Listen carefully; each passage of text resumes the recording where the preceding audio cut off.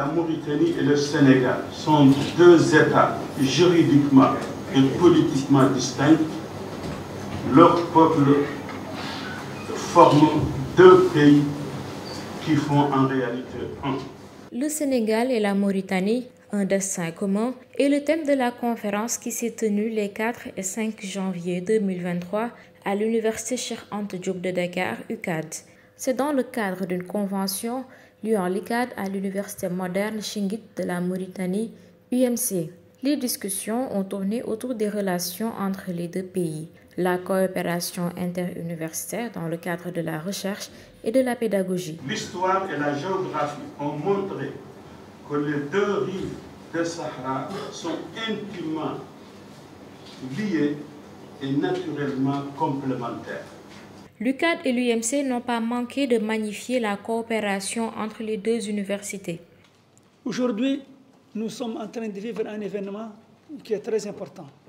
Cet événement, personnellement, je n'exclus pas qu'il soit peut-être le premier événement de son genre, je dis bien, entre les institutions universitaires mauritaniennes et l'Université de Dakar.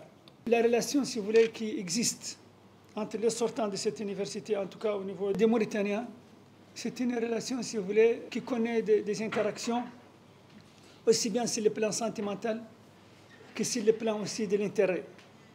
Donc, vraiment, les gens, ces sortants sont toujours attachés à cette université, soit au niveau de la recherche, soit au niveau des enseignements. Et l'empreinte de cette université reste toujours indélébile. Laquelle convention prévoit une palette d'activités allant de la mobilité des enseignants, des étudiants aussi, à l'échange sur les curricula et les contenus d'enseignement, à des stages et même allant à l'équipement de laboratoires en matériel informatique, mais surtout les rencontres scientifiques comme celle qui nous réunit ce matin et qui est le deuxième volet après le colloque qui s'est tenu à Nouakchott, donc à l'université moderne de Chinguitt.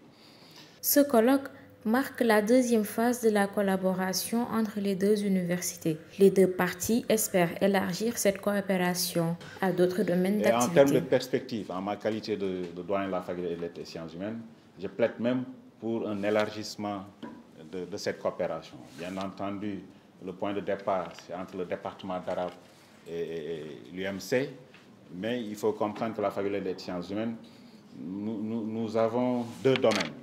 Bien entendu, il y a le domaine des lettres et des langues.